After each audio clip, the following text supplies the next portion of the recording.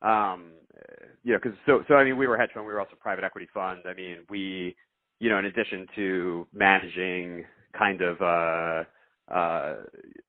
we also had corporate risk as well, right? So we also, we might own a company that does, X amount of business, in Australia. And so, we may do the same kind of transaction as what you're describing.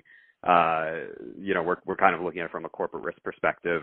But yeah, I mean, also, just on the kind of the quantitative side, I mean, we also want to, kind of manage our risk there as well. So, so I mean, that's exactly right. I mean, and, again, it's like, it really just comes down to the fact that some of these currencies are, just more liquid. And, there's certain times at which,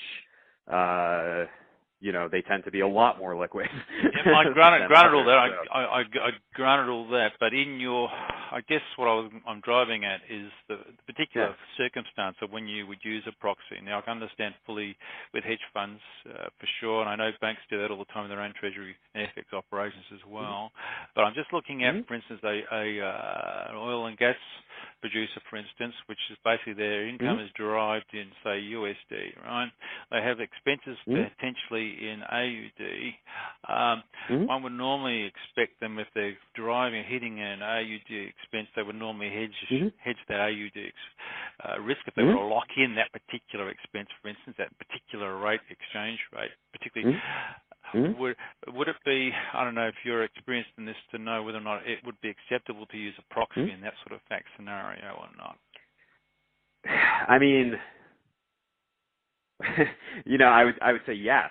I mean, it depends on, what, I think everybody ought to answer this question in the same way. I don't have experience with it on a corporate side, so I can't, in a sense. I mean, again, we were an equity investor in foreign corporations, so in a sense, indirectly, I have exposure to it, but I've never just on that corporate side, would you hedge their income exposure, or they also hedge the balance sheet itself? So you've got two different things you're concerned about. You've got the income generation from that particular business. Say, for instance, it's an Aussie business, for instance, and it generates, say, 20 million a year in Aussie dollar income, which that's then going to distribute up to the parent, which is your hedge fund, and you say, well, we want to hedge that in our currency, which is USD, I assume. So you want to hedge that, so you lock in that sort of return. But also you've got the underlying value. It could have $100 million balance sheet in Australia. Do you hedge that as well, the underlying? You do as well, yeah. Well, this was a point of contention. My personal view, when I, as an analyst, was you should hedge both. We typically did not necessarily do that. So, our view was like and this varied. I mean, so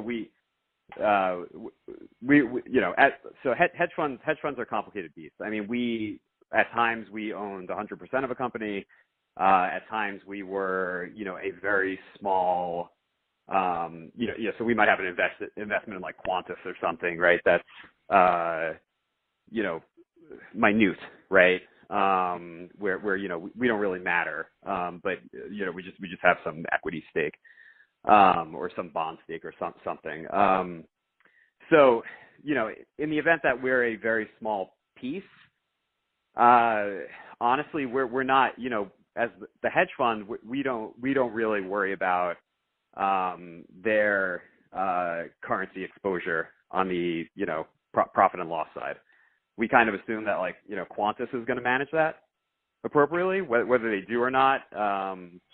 I mean, so that as an analyst, I would kind of look at that and see, okay, these guys do currency hedges. The answer is almost certainly yes. How much do they hedge? How much exposure do they have? And so, you might have some kind of open exposure there. My view, again, as an analyst, I would always say, we should hedge this. But I can tell you, that didn't have a lot of traction at our fund. So we had a lot of